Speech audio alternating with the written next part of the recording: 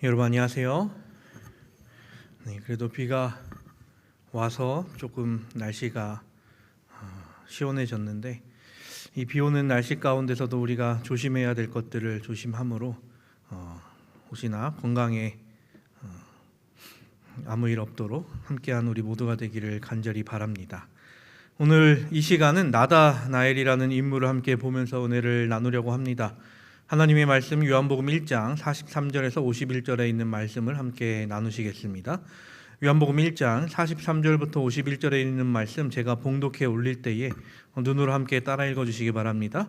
요한복음 1장 43절부터 51절에 있는 말씀입니다. 43절입니다. 이튿날 예수께서 갈릴리로 나가려 하시다가 빌립을 만나 이르시되 나를 좇으라 하시니 빌립은 안드레와 베드로와 한 동네 베스다 사람이라. 빌립이 나다나엘을 찾아 이르되 모세가 율법에 기록하였고 여러 선지자가 기록한 그 일을 우리가 만났으니 요셉의 아들 나사렛 예수니라. 나다나엘이 가로되 나사렛에서 무슨 선한 것이 날 수 있느냐. 빌립이 가로되 와 보라 하니라. 예수께서 나다나엘이 자기에게 오는 것을 보시고 그를 가리켜 가라사대 보라 이는 참 이스라엘 사람이라 그 속에 간사한 것이 없도다. 나다나엘이 가로되 어떻게 나를 아시나이까. 예수께서 대답하여 가라사대 빌립이 너를 부르기 전에 내가 무화과 나무 아래 있을 때에 보았노라. 나다나엘이 대답하되 랍비여 당신은 하나님의 아들이시오 당신은 이스라엘의 임금이로소이다. 예수께서 대답하여 가라사대 내가 너를 무화과 나무 아래서 보았다 함으로 믿느냐. 이보다 더 큰 일을 보리라. 또 가라사대 진실로 진실로 너희에게 이르노니 하늘이 열리고 하나님의 사자들이 인자 위에 오르락 내리락 하는 것을 보리라 하시니라. 아멘. 오늘 이 말씀을 통해서 나타나는 한 인물이 있습니다. 그 인물의 이름은 나다나엘입니다. 요한복음 외에 다른 복음서에서는 이제 바돌로메라는 이름으로 기록되어 있는 사람이죠. 하지만 이 바돌로메라는 이 이름으로 불리는 것은 실제 이름이 아닙니다.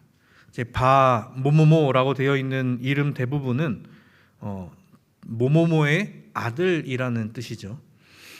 그와 비슷한 상황으로 예수님께서 고쳐주셨던 소경 바디메오 역시 이제 디메오의 아들이라는 뜻을 가진 이름이었습니다. 즉 이 바돌로메는 돌로메이의 아들, 원어로 하면 이제 톨마이의 아들이었습니다.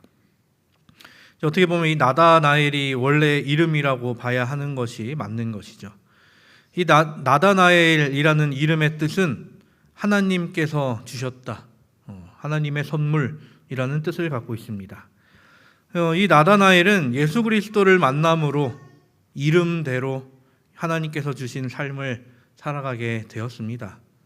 이 나다나엘이 예수님을 만나기 전 어떤 삶을 살았는지는 명확하게 나와 있지 않지만 그는 친구를 잘 둔 덕분에 예수님을 만나게 되었습니다. 오늘 이 시간 이 나다나엘이 예수 그리스도를 만나는 이 사건 이야기를 통해 함께 은혜를 나누려고 합니다. 첫 번째로 우리가 함께 볼 것은 이 나다나엘이라는 인물에 관해서입니다. 사람들은 이 나다나엘에 대해 이야기할 때 꼭 그를 편견 있는 사람으로 묘사하곤 합니다. 그도 그럴 것이 빌립이 예수님을 소개했을 때 그의 입에서 이렇게 말을 하죠. 나다나엘이 가로되 나사렛에서 무슨 선한 것이 날 수 있느냐. 편견이란 무엇일까요? 사전적 의미로는 공정하지 못하고 한쪽으로 치우친 생각이라고 정의합니다. 그리고 그 편견을 가지고 있던 나다나엘이 잘못을 하고 있었던 것처럼 우리가 바라보기도 합니다. 하지만 이 편견이라는 것은 특정한 누군가에게만 나타날 수 있는 태도가 아니라는 것이죠. 이제 문화평론가인 이제 손드라 티더맨이라는 사람, 박사를 가진 사람인데 이 사람은 이렇게 이야기합니다. 편견은 언제 어디서나 누구에게나 존재하는 것으로 특정한 개인이나 집단만이 지니는 특정한 성향이 아니라 모든 선한 사람들이 갖고 있는 삶의 태도이다. 편견, 우리가 또 다른 말로 선입견이라고 하는 것은 우리도 그리고 모든 사람들이 갖고 있다는 것이죠. 이 대한민국이라는 나라, 이 우리나라는 세계에서 봤을 때 조금 작은 나라에 속하게 되죠. 면적만 놓고 봤을 때 세계에서 108번째의 면적을 가진 나라입니다. 그에 반해 인구를 굉장히 많이 가져서인지 모르겠지만 이런 작은 면적을 가진 나라에서도 지역별로 갖고 있는 편견들이 있죠. 어느 지역은 사람들이 굉장히 급하다고 생각하기도 하고 어느 지역은 사람들이 굉장히 느긋하다라고 이야기를 하기도 합니다. 옛날에는 이 서울 사람들을 보고 깍쟁이라고 부르기도 했죠. 그 외에 도시와 농촌 간이 가진 갈등, 편견, 도시와 산촌 간의 편견, 또 농촌과 어촌 간의 편견과 갈등. 우리나라가 이 삼면이 바다인데다가 산지가 많기도 하고 해서 이 산 이쪽과 저쪽이 가진 갈등이 있기도 합니다. 다른 나라들도 지역 간의 갈등이 어느 정도 있지만 또 우리나라가 빠르게 발전한 만큼 그 지역 그 갈등뿐만이 아니라 세대 간의 갈등, 세대 간이 가진 편견도 존재한다라는 것이죠. 도시 간의 갈등도 있고요. 한 사람을 보겠습니다. 이 사람을 보면 어떤 생각이 드시나요? 길을 가다가 이런 사람이 저한테 무언가를 물어보면 영어로 대답해야 될 것 같고 그러지 않습니까? 근데 이 사람은 한국에서 나고 한국에서 자란 그냥 한국인입니다. 아버지가 나이지리아인이고 어머니가 한국인인데 한국에서 두 사람이 살면서 낳은 아이라서 한국인입니다. 그리고 이 영어를 굉장히 잘할 것 같은 외모를 가졌지만 영어는 이제 학교 다니면서 배운 게 달아서 영어를 잘 못한다고 합니다. 그런데 이제 우리와 같은 외모를 갖고 있지 않다고, 그리고 우리가 흔히 생각하는 영어 잘할 것 같은 얼굴을 가졌다고 해서 영어를 잘할 것이라는 편견을 우리가 갖기도 하죠. 저도 마찬가지였습니다. 제가 여행을 몇 번 하게 돼서 일본에 다녀온 적이 있는데 일본 사람들의 가진 편견 중에 하나가 영어를 잘 못한다라는 편견을 갖고 있었습니다. 그래서 제가 일본어를 잘 하지도 못하는데 더듬거리면서 일본 사람들한테 일본어로 길을 묻기도 하고 매장에 가서 일본어를 쓰기도 했습니다. 그런데 제가 하는 일본어가 너무나도 서툴러서 그런지 그 일본 분 중에 대부분이 영어로 저에게 대답을 해주는 것이었습니다. 일본에 가면 솔직히 마크도나르도, 우리나라에서 맥도날드라고 부르는 그런 영어나 들을 줄 알았는데 그것이 제 편견이었죠. 굉장히 유창한 발음으로 저에게 잘 설명해 주었던 것입니다. 물론 모든 사람이 영어를 잘하지는 않겠지만 잘하는 사람들도 굉장히 많았다는 것이었습니다. 나다나엘이 가진 편견 역시 그 당시에 사람들이 가질 만한 보편적인 시각이었습니다. 나다나엘이 어떤 직업을 가졌는지에 대해서는 우리가 명확하게 알 수는 없지만 그가 메시아를 기다려온 사람임은 확실했습니다. 그리고 오늘 말씀이 있기 전 나다나엘은 이미 예수님을 뵌 적이 있었습니다. 시대의 소망 139페이지에는 이렇게 묘사하고 있습니다. 나다나엘은 침례 요한이 예수님을 하나님의 어린 양이라고 지적할 때에 무리들 가운데 있었다. 나다나엘은 예수님을 보자 실망하였다. 수고와 빈곤의 흔적을 지닌 이 사람이 과연 메시아일까? 나다나엘은 정말 열심히 메시아를 기다리던 사람이었습니다. 그는 언제나 성경 말씀을 살피면서 이 메시아에 관한 예언을 연구하고 또 연구하던 사람이었죠. 말라기서의 말씀이 있고 난 후 약 400년 동안 하나님의 말씀이 없던 이 암흑기를 보낸 이스라엘 백성들, 그들에게 갑자기 한 선지자와 같은 인물이 있었으니 그는 침례 요한이었죠. 메시아를 기다리던 사람들이 침례자 요한에게 가서 물었습니다. 당신이 메시아입니까? 근데 요한은 자기는 메시아가 아니다라고 이야기를 하죠. 그리고 예수님을 가리켜 세상 죄를 지고 갈 하나님의 어린 양이다라고 외칩니다. 그런데 사람들이 예수님의 외모를 봤을 때 그에게서는 전혀 비범한 모습이 보이지 않았던 것입니다. 그 외모에 실망한, 또 예수님에 대한 소문을 들은, 나사렛 출신이라는 이야기를 들은 무리 여럿이 떠나게 되죠.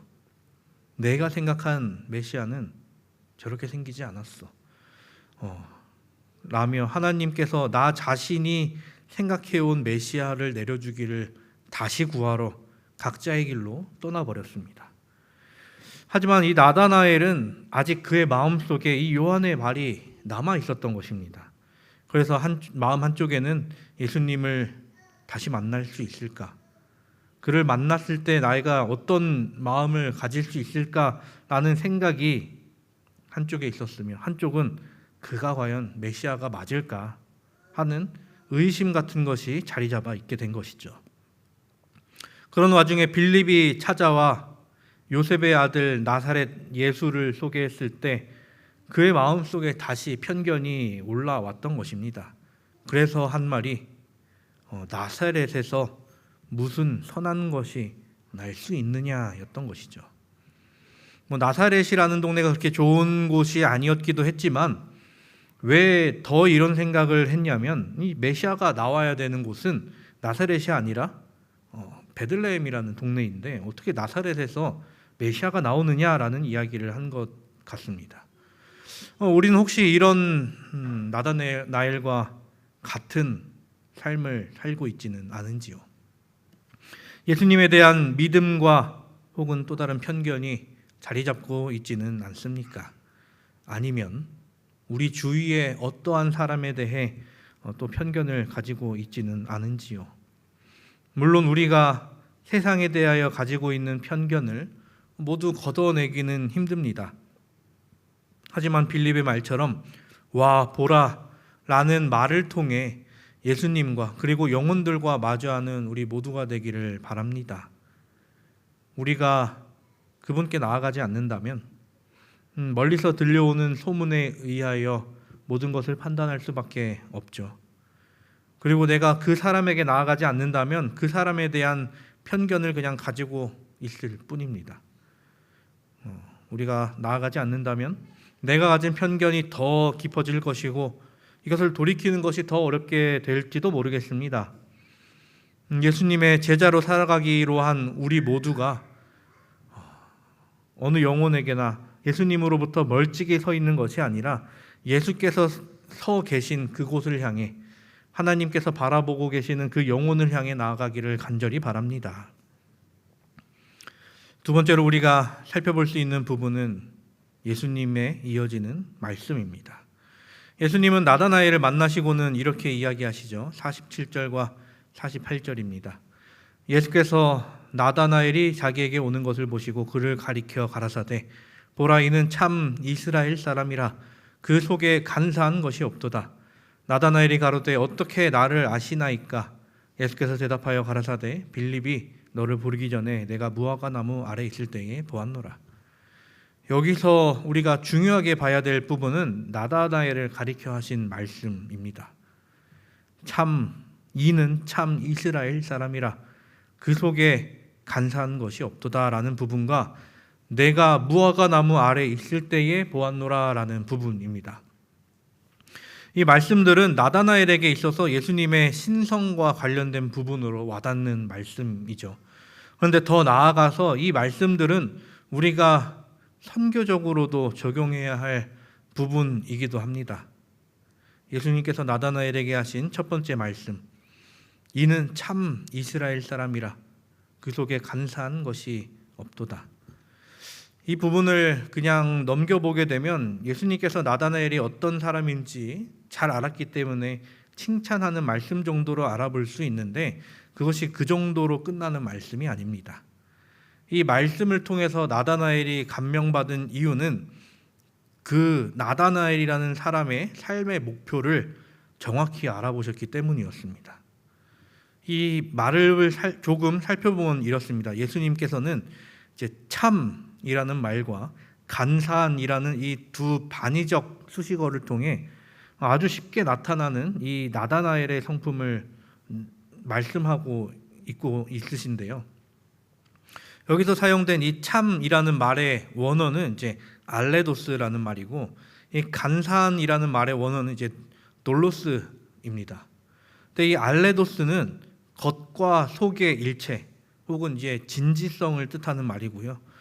이 돌로스는 고기를 낚기 위한 미끼 등에 사용되는 이 속임수나 관계를 뜻하는 말로 쓰였습니다. 이 원어가 헬라어죠. 근데 이 단어가 사용됐던 상황을 우리가 살펴보면 고대 그리스 전쟁 중 이 트로이 전쟁에서 사용된 단어였습니다. 트로이 전쟁 아시나요? 그 전쟁하면 생각나는 것이 딱 있죠. 바로 트로이 목마입니다. 이 트로이 전쟁은 엎치락 뒤치락 하면서 누구 하나 완전한 승리 없이 10년 동안이나 계속 이어졌습니다. 그러는 중 그리스의 이 오디세우스라는 사람이 한 가지 전략을 내놓게 되죠. 큰 목마를 만들어서 이 트로이 성 앞에 놔두는 것이었습니다. 이 트로이 사람들은 이 목마를 성 안으로 들이게 되면 자신들이 승리하게 될 것이라는, 어떻게 보면 어리석은 생각을 하게 되고 그 일을 정말로 하게 되죠. 그런데 그 목마 안에는 누가 있었습니까? 그리스의 군대가 그 안에 숨어 있었던 것입니다. 그리고 밤중에 그 목마 안에 숨어 있던 병사들이 다시 나와서 성문을 열고 성 안에 있는 사람들을 공격하면서 그렇게 10년 동안 이어져 왔던 그 지긋지긋한 전쟁이 끝나버리게 되죠. 지금도 이 정상적인 프로그램으로 위장해서 이 멀쩡한 컴퓨터를 망가뜨리는 악성 코드를 트로이 목마라고 부르기도 합니다. 이때 사용된 계략을 이제 돌로스라고 표현했다는 것이죠. 이뿐 아니라 이삭의 아들 야곱, 그 야곱이라는 사람의 그 간교한 성격을 이제 번역하면서 그것을 상기시키는 말로 이 돌로스를 사용하기도 했습니다. 예수님께서는 이 나다나엘이 그런 간교한 자가 아니라 앞뒤가 같은 사람, 말과 행동이 같은 사람임을 나타내셨던 것이죠. 그리고 이 나다나엘 역시 그러한 삶을 살고자 노력하고 있었기 때문에 예수님께서 하시는 이 말씀을 들었을 때 그의 마음이 녹아내려 버렸습니다. 시편에서는 시편 기자는 이렇게 이야기합니다. 마음에 간사함이 없고 여호와께 정죄를 당하지 아니하는 자는 복이 있도다. 그리고 예수님께서 이어서 하신 말씀은 빌립이 너를 부르기 전에 내가 무화과 나무 아래 있을 때에 보았노라 였습니다. 이 말씀은 나다나엘의 아주 개인적인 것까지 알고 있다라는 말씀이었죠. 근데 그 개인적이 어떤 것이냐면 나다나엘이 하나님께 기도하는 것과 하나님의 율법을 그리고 또 예언을 개인적으로 연구하고 있다라는 것이었습니다. 즉 예수님을 만나기 전까지 고민하고 있던 그 나다나엘이 하나님의 말씀을 다시 살펴보는 일을 했던 것과 하나님께 다시 한번 이 지혜와 통찰을 달라고 기도한 모든 순간을 예수님께서 아셨다는 말씀이었던 것이죠. 그런데 나다나엘을 완전히 뒤돌아서게 만든 말씀은 예수님이 아셨다라는 말씀이 아니라 너를 보았다라는 말씀이었습니다. 여기서 보았다라는 표현은 단순히 내가 너를 알았다라는 예지적인 측면뿐만이 아니라 내가 너를 주목하고 있었다라는 의지적인 측면까지 담고 있던 용어였습니다. 이는 예수님께서 이미 나다나엘을 당신의 제자로 지목하셨다는 뜻인 것이죠. 예수님은 어떻게 보면 이 나다나엘을 위한 맞춤 선교를 하셨습니다. 그가 어떤 삶을 살기를 원하는지, 어떤 것을 바라보고 사는지 그것을 아셨고 그의 마음을 향한, 그의 마음을 꿰뚫는 말씀을 주신 것이었죠. 우리가 선교할 때도 이러한 마음을 가져야 하지 않을까 생각합니다. 영혼을 바라보는 마음과 그 영혼만을 위한 말씀을 준비하는 것 말입니다. 시대의 소망 140페이지에는 우리에게 이렇게 이야기합니다. 애정 있는 그리스도인의 마음에 봉사를 필요로 하는 사람들이 많이 있다. 많은 사람들이 개인적인 전도를 받기 위하여 기다리고 있다. 우리가 생활하는 바로 그 가정과 이웃과 도시에서 그리스도의 선교사로서 해야 할 사업이 있다.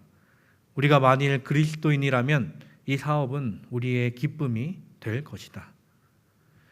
예수님께서는 나다나엘을 바라보시고 그에게 필요한 말씀을 준비하셨습니다. 그 말씀을 나다나엘이 들음으로 그의 영혼이 변화되고 예수님의 제자로 거듭나게 되었던 것이죠. 예수님과 같이 우리도 어떠한 한 영혼을 위한 말씀을 준비하게 되기를 바랍니다. 그가 어떠한 삶을 살아왔는지 듣고 또 듣고 그에게 조금씩 다가가며 그에게 필요한 말씀을 준비하여 전했을 때 그 말씀이 분명 그의 마음 속까지 전해지리라 믿습니다. 우리가 선교라는 것이 참 여러 가지가 있죠. 전도지 분급을 통해 그들에게 전하는 메시지가 있고 우리가 그 사람을 직접 만나기도 하고 우리의 삶 속에서 그들을 만났을 때도 있을 것입니다. 하지만 우리가 말씀이 그냥 그 손에 얹혀지기만을 바라는 것이 아니라 그들 마음속에 뿌리 내리기를 바라는 마음으로 그 말씀을 전하게 되기를 간절히 바랍니다. 그렇게 한 영혼을 위해 기도하고 또 그렇게 말씀을 연구하여 그에게 전할 메시지를 들고 또 전함으로 인해 주께서 우리에게 주신 사명을 이루어 나가는 우리 모두가 되기를 간절히 바랍니다. 세 번째는 나다나엘의 대답과 예수님의 약속이 이어지죠. 본문 49절부터 51절입니다. 나다나엘이 대답하되 랍비여 당신은 하나님의 아들이시요 당신은 이스라엘의 임금이로소이다. 예수께서 대답하여 가라사대 내가 너를 무화과 나무 아래에서 보았다 함으로 믿느냐? 이보다 더 큰 일을 보리라. 또 가라사대 진실로 진실로 너희에게 이르노니 하늘이 열리고 하나님의 사자들이 인자 위에 오르락 내리락 하는 것을 보리라 하시니라. 여기서 나다나엘의 신앙 고백이 나오게 되죠. 예수님을 그리스도로 하나님의 아들로 그리고 왕으로서 인정하는 모습이 나타납니다. 이것은 마태복음 16장 16절에 나오는 베드로의 신앙 고백과도 직결되는 말씀입니다. 시몬 베드로가 대답하여 가로되 주는 그리스도시요 살아계신 하나님의 아들이시니이다. 하지만 나다나엘이나 베드로나 이 신앙 고백을 하는 당시에는 이후 예수님께서 어떤 일을 완성하실지에 대한 것은 전혀 이해하지는 못했었습니다. 그렇다고 해서 이 두 사람의 고백이 결코 거칠해인 것은 아니었죠. 이 나다나엘이 고백하는 가운데 있는 이 두 존칭은 이 메시아의 도래를 예언한 시편 2편을 근거로 둔 것으로 우리가 보게 됩니다. 그리고 이스라엘의 임금이라는 표현은 나중에 예수님께서 십자가에 달려 돌아가실 때 예수님을 조롱하는 야유로 언급되기도 하죠. 하지만 메시아를 눈앞에 마주한 나다나엘은 3년 반 뒤에 있을 일을 내다보는 일보다는 당장 내 앞에 그분이 계시다는 사실이 자신에게 더 크게 와닿았던 것 같습니다.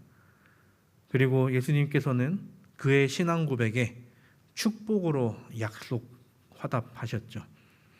이적과 표적을 중요시하던 유대인들이었는데 그 광경을 나다나엘은 코앞에서 볼 수도 보게 되었습니다. 물론 예수님께서 나다나엘이나 다른 유대인들이 보게 하려고 이 이적을 행하신 것은 아니었지만 그 광경을 목격할 수 있다는 것만큼 큰 축복이 없었겠죠. 그리고 그 축복의 말씀, 그리고 그 약속 말씀은 이러하죠. 하늘이 열리고 하나님의 사자들이 인자 위에 오르락 내리락 하는 것을 보리라. 야곱이 도망 중에 목격한 그 광경을 예수님께서 직접 이루어 내시겠다고 하시는 말씀이죠. 인류의 중보자이신 예수께서 하시는 그 말씀이 우리에게도 축복이 되고 약속이 되고 있습니까? 우리가 하나님의 말씀을 통하여 그 모든 것들을 믿고 또한 그에 대한 것을 누리며 살아가고 있습니까? 사랑하는 우리 성도 여러분, 우리는 정말 마지막 시대에 살아가고 있죠. 이상기후 현상이 늘어나 사람들이 겪어보지 못한, 예상치도 못한 일들이 일어나고 이를 통해 많이들 고생하고 있습니다. 또 몇 년 전만 해도 이 코로나 바이러스 때문에 많은 사람들이 고생하기도 했었죠. 그리고 재난이 끊이지 않고 일어나며 세계의 전쟁은 멈추지 않고 있습니다. 이런 이유에서인지 거짓 선지자, 거짓 재림 예수도 계속해서 늘어나고 있죠. 우리나라에만 재림 예수가 50명이 넘는다고 하죠. 이 나다나엘이 열심히 하나님의 목소리를 듣기 위해 열심을 내었지만 예수님을 만나기 전까지 그는 어떠한 소리도 어떠한 증거도 만나지 못했습니다. 지금도 많은 사람들이 정말 아무 소리도 아무 증거도 듣지 못하고 보지 못하며 살아가고 있죠. 밑 빠진 독에 물을 붓듯이 무엇으로도 채울 수 없지만 사람들이 그 안에 무엇이라도 채워보려고 다른 것으로 계속해서 집어넣고 있습니다. 예수님께서는 나다나엘을 부르듯이 우리를 부르십니다. 우리를 예수님의 제자로서 그 밖에 있는 한 영혼에게 다가갈 것을 명하고 계십니다. 하나님께서는 우리의 손을 통하여 그 사역을 이루시기를 바라고 계시죠. 시대의 소망 141페이지를 통해 우리에게 이렇게 이야기합니다. 하나님께서는 우리의 도움 없이도 죄인을 구원하시는 당신의 목적을 이루실 수 있으셨다. 그러나 그리스도의 품성과 같은 품성을 개발시키기 위해서 우리는 그의 사업을 분담해야 한다. 그의 기쁨, 곧 그의 희생을 통하여 구속받은 영혼들을 보는 기쁨에 참여하기 위하여 그들의 구속을 위한 그분의 사업에 참여해야 한다. 세상은 분열하고 또 분열할 때 우리는 더욱 연합하고 또 연합하여 하나님의 뜻을 이루는 우리 모두가 되기를 간절히 바랍니다. 그리고 하나님께서 우리에게 기대하시는 것을 우리의 삶 속에서 실제로 이루어내 하나님의 사업을 이루어내는 우리 모두가 되기를 간절히 바랍니다. 이를 통해 하나님께서 영광 받으시며 우리에게는 기쁨이 언제나 넘침을 경험하는 우리 모두가 되기를 바라며 말씀을 드리도록 하겠습니다.